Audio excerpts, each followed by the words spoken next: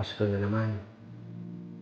Dumating na naman ang pinakamasayang araw sa bawat pamilyang buo.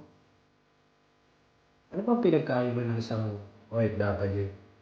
Ang Christmas ng OFW at Christmas ng mga pamilya sa Pinas. Kahit malayo ka, ramdam mo pa rin ang kasayahan ng pamilya mo sa Pinas. Kasi nakatawag ka, nakausap mo sila, kahit malayo ka sa kanila. Napakasarap ng pakiramdam. Pag nasa Pinas ka, tuwing araw ng Pasko. Kasi nakakasama mo sila. Tatawanan, kakainan, iinuman, bibigayan ng mga kanya-kanyang regalo. Walang katumbas ang kasayahan ng isang OFW. Pag kasama mo sila sa Pinas. Pero sadyang ganun talaga. Kailangan mong magsakripisyo para sa pamilya mo, mga anak mo, para mabigay mo yung mga gusto nila. Pero masaya pa rin ako kahit malayo ako kasi. Kahit hindi ko sila nahawakan, hindi ko sila naiyakap, hindi ko sila kasama. At least kahit paano, nakikita ko sila na tumatawa, maligaya sila, may handa kahit paano. Okay na ako dun.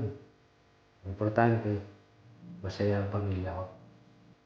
At pag uwi ko, may babalikan akong masayang pamilya. Isang malaking pamilya na katulad na to. Kaya, salamat sa inyo. Kayo yung bibigay ng lakas ng loob ko. Bibigay ng katatagan ng kalooban ko. Kaya, laking salamat po. Na nakilala ko kayo. At naging isang pamilya tayo malaki. Isang malaking utang na loob ko sa inyo ito. Dahil meron akong naituturing na isang malaking pamilya na katulad mo. Kahit malayo man ako, parang nandiyan pa rin ako. Talagang masasabi ko sa iyo, mahal ko kayo. Isang malaking pamilya na katulad mo. Merry Christmas sa inyo lahat. Ingat kayo dyan. Kaya pababayaan sa sarili mo. At ako, hindi ko rin kaya pabayaan dito sa sarili mo. Merry, ingat ka rin ha.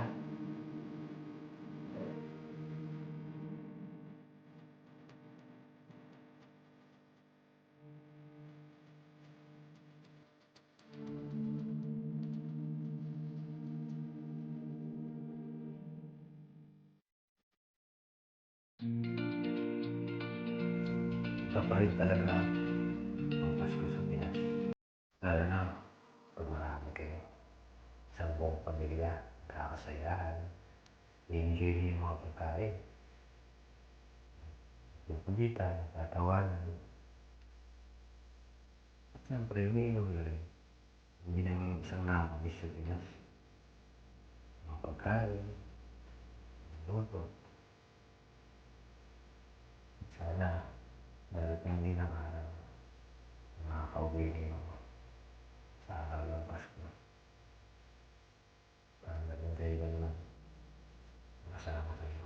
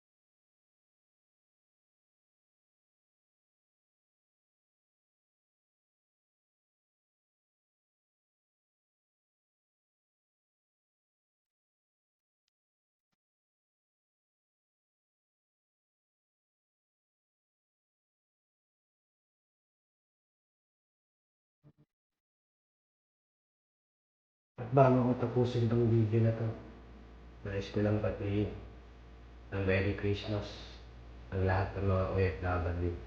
Kung saan man kayo panig ng bansa na nagtatrabaho, Merry Christmas sa inyo. Huwag kayong maglungkot. Isipin niyo lang, kaya kayo nasa abroad.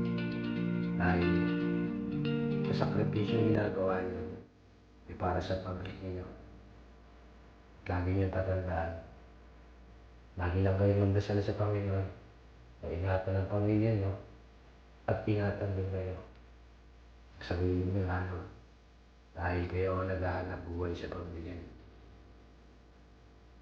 Tapusin ko na to ang video ko dito, mga kawasak.